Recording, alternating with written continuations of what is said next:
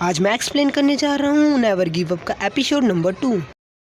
Last episode में हमने देखा था कि हमारा हीरो उस दिन पैदा हुआ जिस दिन काजिन पैदा हुआ, और जो काजिन था वो सॉर्ड गॉड की ब्लेसिंग के साथ पैदा हुआ, पर जो हमारा हीरो था वो तो अपने सिर्फ एक हाथ के सहारे ही पैदा हुआ, वो भी बिना किसी ब्लेसिंग के।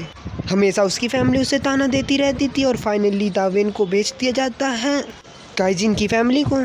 दावेन का बचपन पूरी तरह से बर्बाद हो गया काइजिन की वजह से। वो हमेशा उसे टॉर्चर करता रहता था, उसे मारता था और उसे बहुत ज़्यादा टॉर्चर करता था, पर दावेन हमेशा प्रैक्टिस करता था, वो अपनी ट्रेनिंग में लगा रहता था। फाइनली उसने अरीना के अंदर काइजिन को हरा देता है।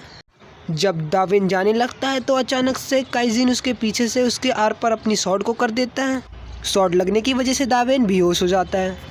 उसकी आंखें खुलती हैं तो वो अपने एक जगह बंधा हुआ पाता है और उसके सामने एक बड़ा सा आदमी खड़ा होता है। वो उससे पूछता है क्या ये हेल है? तो वो आदमी बोलता है क्या हेल?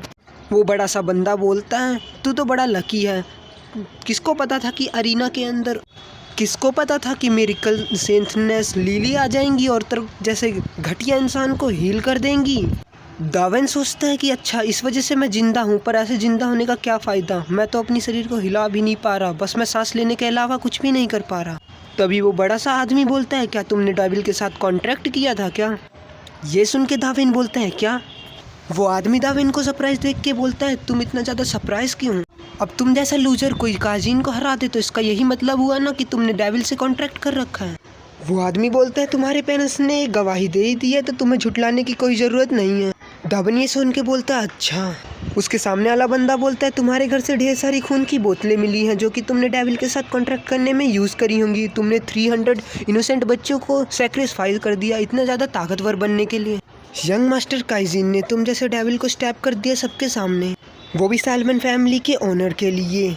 अब तुम्हें क्या लगता होगा यंग मास्टर काइजिन को कितना ज़्यादा बुरा लगा होगा कि अपने ही एक फैमिली मेम्बर या फिर कहूँ तो अपने ही ब्रदर या फिर अपने ही चाइल्डहुड फ्रेंड को इस तरह मारते हुए? क्या तुम्हें लगता है ये सब इजी रहा होगा?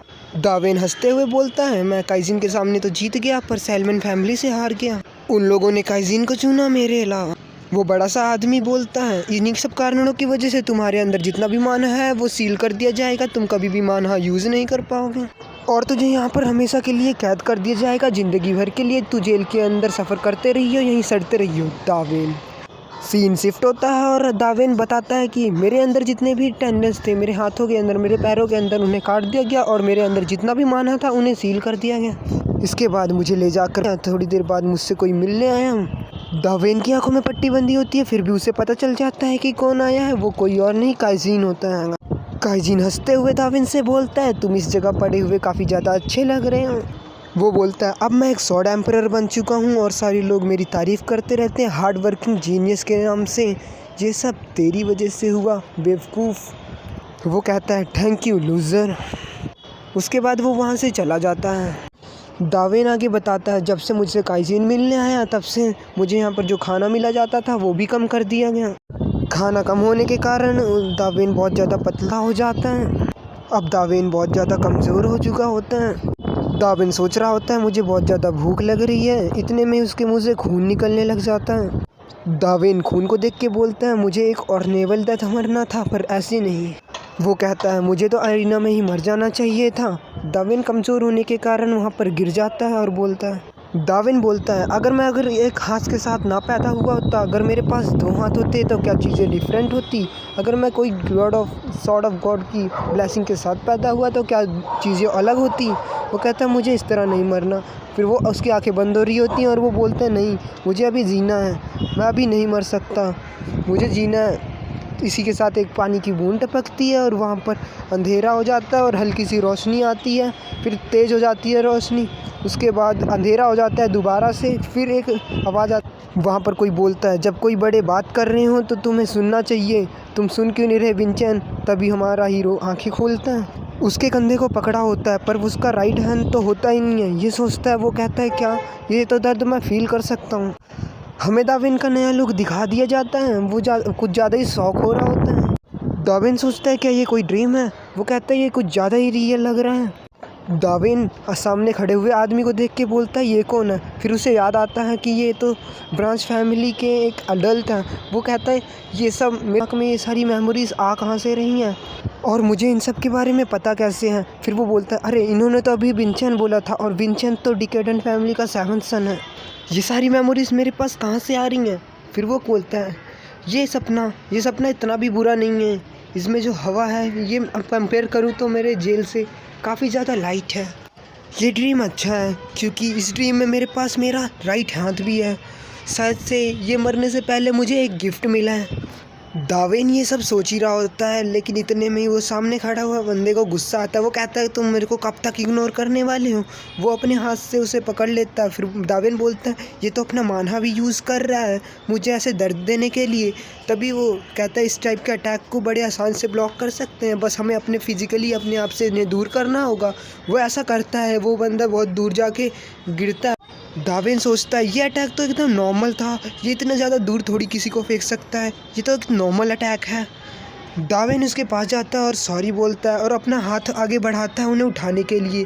पर वो बोलते हैं, तुम मेन फैमिली से हो इसलिए इतना ज़्यादा कर रहे हो। जो मेरा सन है वो तुम्हें देख लेगा ट्रू स्वॉर्ड असेंबली में। ये फर्स्ट टाइम होने वाला है कि कोई ब्रांच फैमिली वाला मेन फैमिली को हरा दे।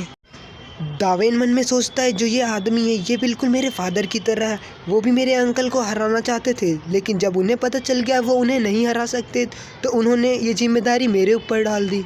इस वजह से मेरा पूरा बचपन ख़राब हो गया। तभी हम उस आदमी को देखते हैं जो वहाँ से जाने लगता है। वो बोलता है, मैं आज की ये चीज़ तो छोड़ रहा हूँ, लेकिन मैं तुम्हें देख लूँगा, बस तुम उस दिन का इंतज़ार करो। और वो वहाँ से चला जाता है। और मैं बता देना चाहता हूँ, अब मैं इसे दावेन नहीं बोलने वाला, क्योंकि अब ये विंचेंट की बॉडी में है तो हम इसे विंचेंट बोलेंगे। विंचेंट पूरे रूम में अकेला होता है। फिर वो एक जाके चेयर पे बैठ जाता है और अपने आप मन में बोलता है, ये कोई सपना है, अगर ये सपना होता तो अभी तक मैं उठ जाता।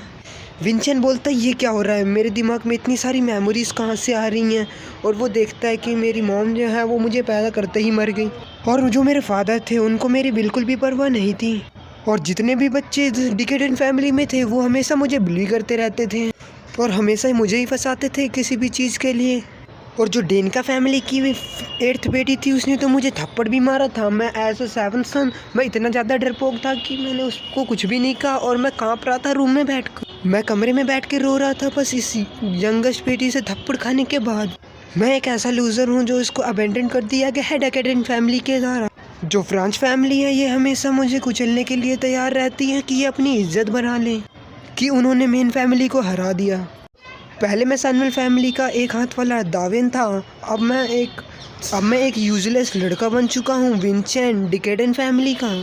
शायद से इसे रीकार्नेशन कहते हैं। तो यहाँ पर ये एपिसोड यहीं पर ख़त्म हो जाता है। अगर आपको वीडियो अच्छी लगी हो तो लाइक शेयर और सब्सक्राइब कर देना। Thank you for watching.